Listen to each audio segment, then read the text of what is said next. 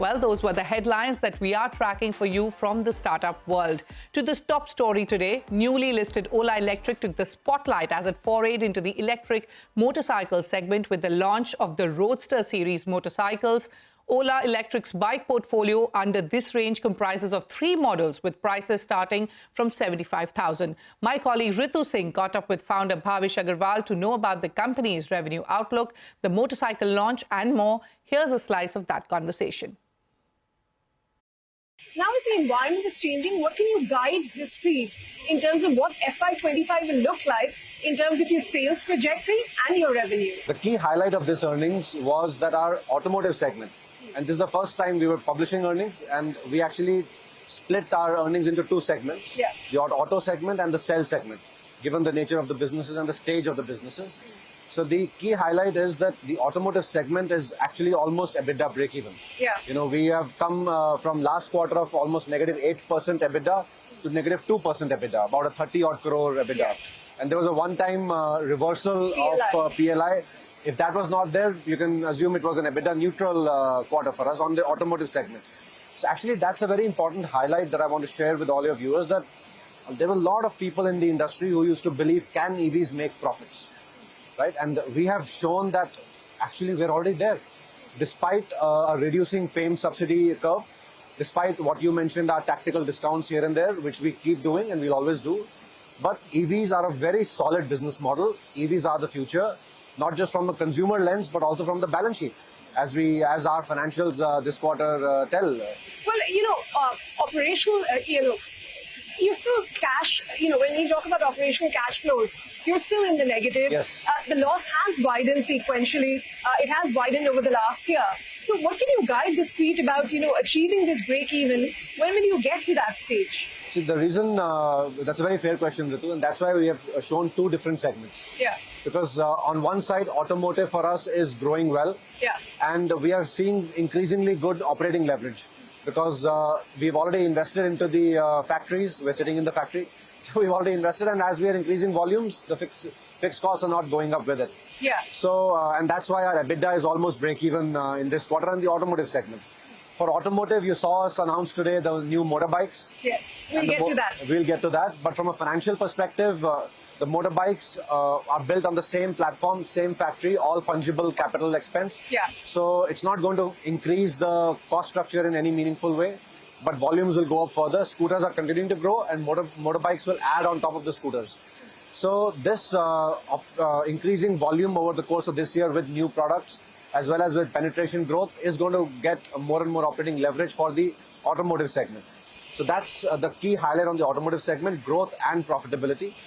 On cell, so if you look at the console loss that you were mentioning, the cell segment is an investment phase. We are the largest recipient of the government PLI for lithium cell manufacturing. And the first phase, which is 1.5 gigawatt hour, is already commissioned. Next year we'll complete 5 and then go to 20 in steps. So there will be a period of improving profitability over there, but right now we're in investment phase. Well, let's talk about the bike that you just launched. Everybody seems most excited about that.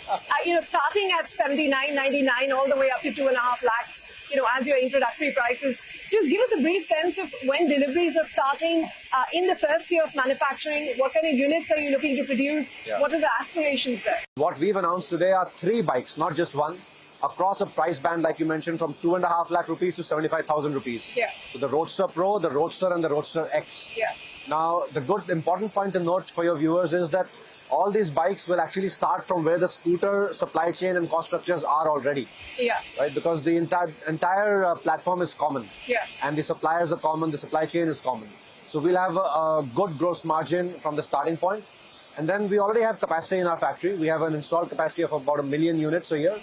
Our scooter volumes are roughly 500K a year right now, growing. And we have headroom to grow, and the factory capacity is all fungible across scooters or bikes. Because the platform is the same.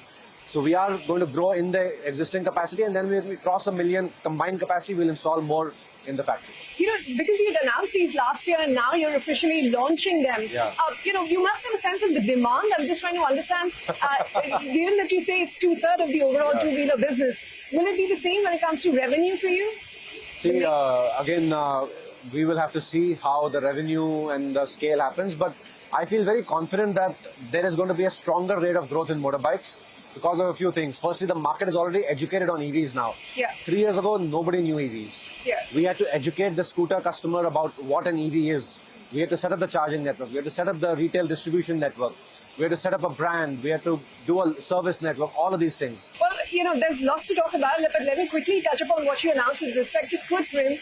And, you're talking about making chips in India. Yeah. The first chip, Bodhi 1 by 2026. And one of the more advanced ones by 2028. What are your aspirations then, and what kind of investments are you looking to make? Because this is a completely new thing you're talking about building from scratch. So building the silicon chip in India is absolutely critical. Bodhi 1 will be delivered in 2026. And our ambitions are to have Indian Indian developers building on an Indian chip in an Indian cloud on Indian AI. Yeah. Right? And that's what Kruthrim is looking to do. It will take investments. We are not announcing any investments today or any scale of investments. Yeah. But whatever it takes, we will do. All right, let me quickly get to, the commerce, the consumer side of the business. And you've announced these portable, fully automatic dark stores. Just give our viewers a sense of what this is going to be. Are you going to compete with the likes of, these 10-minute e-commerce companies? Or are you only going to be, working through the ONDC platform? What are the plans here? Commerce has to be open in India, Ritu. The future of all digital tech in India is open and DPI, digital public infrastructure. Yeah. The walled gardens of e-commerce will be broken by ONDC. We are partnering very deeply with ONDC. Koshi was here today. You heard him speak so passionately about his vision for ONDC and the Ola partnership. And these dark stores, these automated, fully robotic dark stores are going to be used by all participants on the ONDC network. Okay. It could be any buyer app. It could be any of these quick commerce companies. If they want to be on the network, I don't think they're on the network today. Yeah. They might see the network as a competition. But if they want to be on the network, they can use our logistics and supply chain. It could be a kirana wala. Yeah. Imagine a kirana wala who has limited shelf space. Now 10 minutes away, he can have an automated go down where he can basically then expand his catalog to infinite numbers because everything is stored 10 minutes away. Right? So kirana wala benefits from it. Modern trade benefits from it. D2C brands benefit from it. D2C brands today spend 20-30% commission on platforms like e-commerce or Amazon or whoever to distribute their products to the consumer. With this vision, they can sell directly to the consumer at much lower cost. All of this is enabled by our technology on ONDC. Well, Ola Electric forays into e-bikes with the launch of the Roadster series. Moving on, cross-border payments platform for enterprise